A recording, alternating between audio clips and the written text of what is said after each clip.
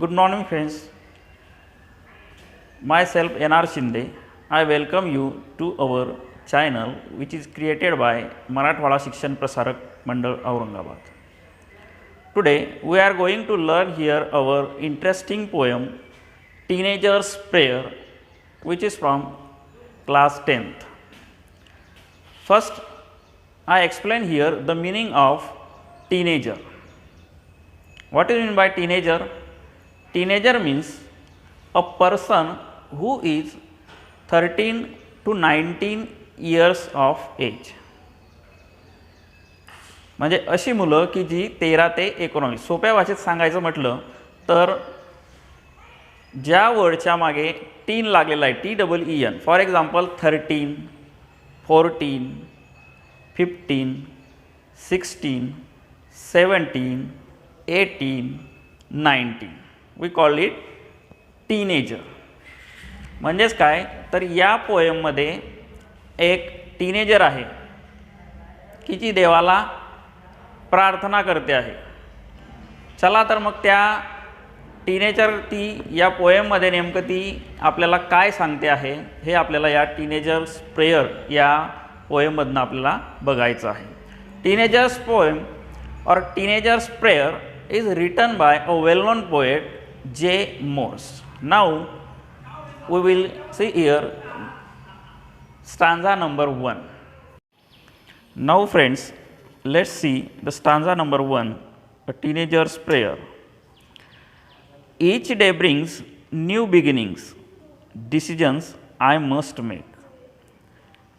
I am the only one to choose the road that I will take.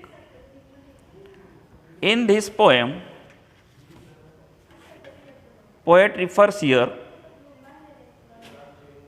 expresses that he has to make important decisions about the path that he would take in his life or her life. म्हणजेच एक किशोरवयीन मुलगी किंवा मुलगा की जो देवाला प्रार्थना करतोय.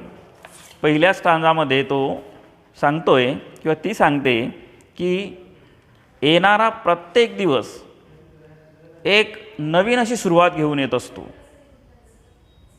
आणि या दिवशी ती मुलगी जे काही करेल, जे काही निर्णय घेईल ते निर्णय माझे स्वतःचे असू दे, ते निर्णय मी स्वतः घेऊ दे. म्हणजेच माझ्या स्वतःच्या बाबतीत असलेले निर्णय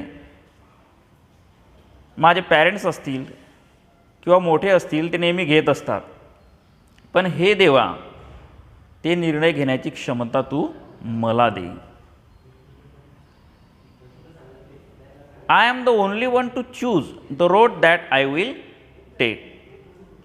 आणि मग जो रस्ता मी निवडलेला असेल तो माझा स्वतःचा असेल, तो निर्णय माझा स्वतःचा असेल आणि त्या रस्त्यावरनं तो निर्णय जर का मी घेतला तर त्या रस्त्यावरनं चालण्याची जबाबदारी ही माझी असेल. म्हणून हे देवा तू ती क्षमता तू मला दे. In the second stanza, I can choose to take the road of life that leads to great success or travel down the darkened road that leads to great distress. Darken means it refers here to evil. Darken means evil. Second difficult word is distress. Distress means a great worry. Means in this stanza, speaker refers here, she can choose the road of life that leads to great success and she can travel down the path of evil which leads to great worry and strain. म्हणजेच काय की त्या टीनेजरने जो निवडलेला रस्ता आहे, तिच्या आयुष्याचा जो रस्ता आहे, त्यात तिला सर्वोच्च अशा शिखरापर्यंत तो रस्ता पोहोचेल किंवा कदाचित तो रस्ता मार्गक्रमण करत असताना तिला बऱ्याचशा अडचणींना किंवा अपयशाला सुद्धा सामोरं जावं लागेल. परंतु तिने जो निर्णय घेतलेला आहे त्या निर्णयाची संपूर्ण अशी जबाबदारी, सर्वस्वी जबाबदारी ही तिचीच असेल. म्हणजेच काय की तिला कुणालाही दूषण देण्याची वेळ येणार नाही. नाहीतर काय की बऱ्याच वेळेस आपल्या आयुष्याबद्दलचे निर्णय जे असतात ते मोठी मंडळी आपल्या घरातली घेत असते आणि मग काही झालं असेल तर त्या निर्णय घेत असताना जर का एखाद्या वेळेस अपयश आलं तर आपण त्या अपयशाला जबाबदार आपण आपल्या मोठ्यांना ठरवत असतो. म्हणून ती मुलगी म्हणते की oh God please, each day brings new beginnings and decisions I must make. Now let's see the stanza number 3. Please open up my eyes dear Lord that I might clearly see. Please open up my eyes, dear Lord, that I might clearly see. Help me stand for what is right. Bring out the best in me. Help me stand for what is right. Bring out the best in me. म्हणजेच काय, in this third stanza, the speaker directly addresses to the God, means he urged or he pleased to the Lord, please open up his eyes or her eyes that he might see clearly. And he also prays to God to help him stand for what is right and bring out the best in me.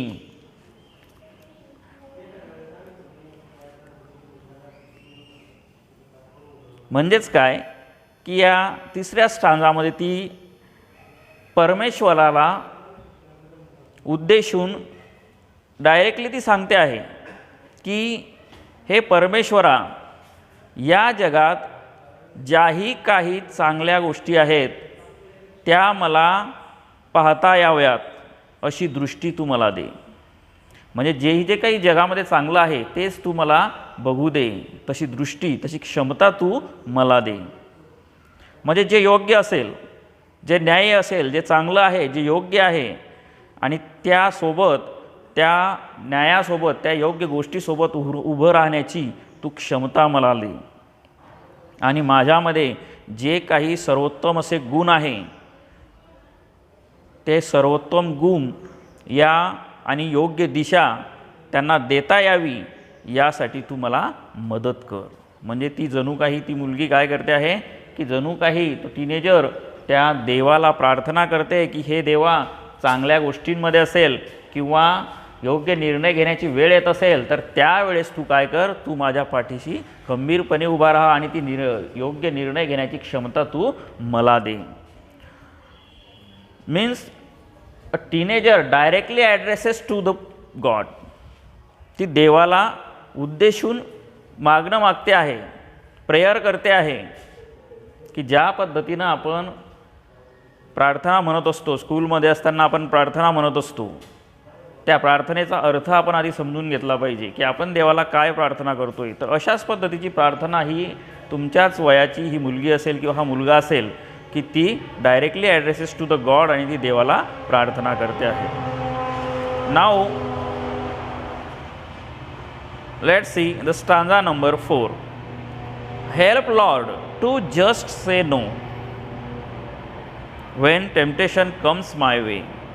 Help Lord to just say no when temptation comes my way, that I might keep my body clean and fit for life each day. Help Lord to just say no when temptation comes my way, that I might keep my body clean and fit for life each day. Here temptation means a strong wish to do something bad or wrong. Means ज्याला आपण मराठीमध्ये म्हणू मोह, मग तो चांगल्या गोष्टीचा असो किंवा वाईट गोष्टीचा, त्याला म्हटलं जातं टेम्पटेशन किंवा ज्याला आपण मराठीमध्ये मोह देखील म्हणत असतो. In this stanza speaker wants to God's help to enable him to say no when he faces a difficult situation where he become by a strong desire to do something bad or wrong. Means की तो देवाला सांगतो आहे की हे देवा तू काय कर की मला अशी क्षमता दे की नको असलेल्या गोष्टी असतील तर मला नाही म्हणण्याची ताकद तू मला दे. आता नाही म्हणण्याची ताकद दे म्हणजेच नेमकं काय कर, तर बऱ्याच वेळेला काय असतं बघा की अशा आपल्यासोबत अशा घटना घडत असतात की ज्या वेळेस आपण समोरच्या व्यक्तीला की ती व्यक्ती आपल्या इतकी जवळची असते, we can't say him or her no, की त्या व्यक्तीला आपण नाही म्हणू शकत नाही.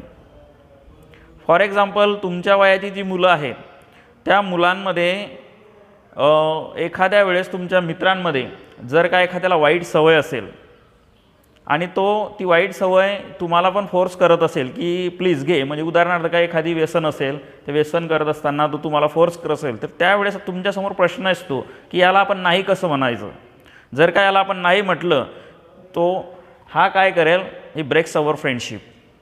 तो कदाचित तुम्हाला भीती असते की हा माझा मित्र जो आहे तो काय करेल की माझी फ्रेंडशिप जी आहे ती तोडून टाकेल. म्हणून देवाला प्रार्थना करायची की हे देवा please help me to just say no. कोणत्याही प्रकारचा मोह असेल की बऱ्याचशा गोष्टी अशा आहे आयुष्यामध्ये की ज्यांचा आपल्याला मोह होत असतो. आपल्याला माहीत असतं, मनाला वाटतं की ही गोष्ट वाईट आहे, पण मोह इतका असतो की आपण समोरच्या व्यक्तीला आपण नाही असं म्हणू शकत नाही. म्हणून त्याच वेळेस असं मागणं देवाकडे ती टीनेजर मागते की हे देवा help Lord to just say no when temptations comes my way, that I might keep my body clean and fit for life each day. Means the speaker also prays for God's blessings so that he might keep his body clean and fit to face the challenge of his life each day. की तिच्या आयुष्यामध्ये येणारा जो मोह असेल त्या मोहाच्या क्षणी किंवा कठीण प्रसंगी माझ्याकडून तू अयोग्य वर्तन होणार नाही किंवा मी वाईटपणे वागणार नाही, म्हणून ती होऊ नये म्हणून तू काय कर की मला नाही म्हणण्याची, नकार देण्याची हे देवा तू मला हिम्मत दे, मला क्षमता दे. आणि माझ्या आयुष्यामध्ये जी आव्हानं असतील ती आव्हानं त्या आव्हानांना सामोरे जाण्यासाठी माझं शरीर, माझं जे आरोग्य आहे, माझी हेल्थ आहे ती कायमस्वरूपी उत्तम किंवा निरोगी मी ठेवू शकेन, यासाठी तू हे देवा मला शक्ती दे, मला क्षमता दे की मी माझं आरोग्य, माझी मानसिक स्थितीसुद्धा आणि माझं आरोग्यसुद्धा मी जेणेकरून चांगलं ठेवू शकेल अशी क्षमता, अशी शक्ती हे देवा तू मला दे. म्हणून तू काय कर की please help me to just say no, आणि नाही म्हणण्याची मला क्षमता दे. Now stanza number next. When my teenage years are over, I know that I will see that life is lived its very best with you walking next to me. When my teenage years are over, I know that I will see that life is lived its very best with you walking next to me. Means, in this stanza,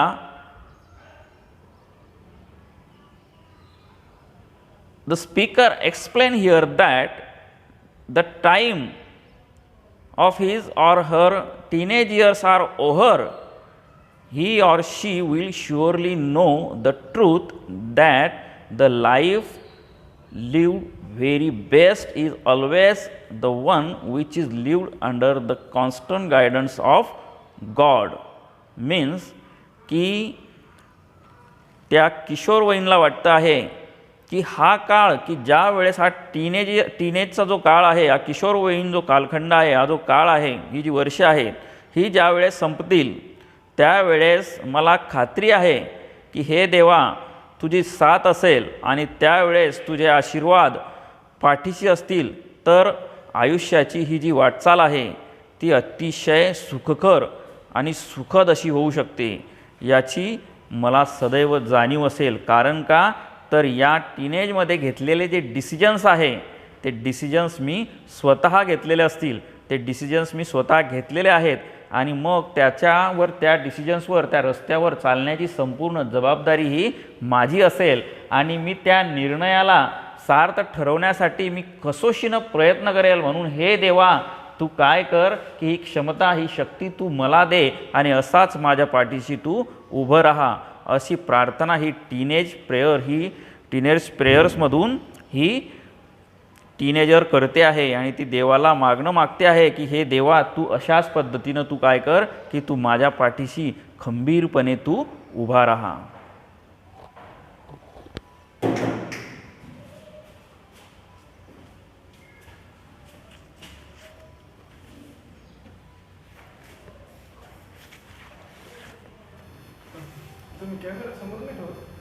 camera बंद केला.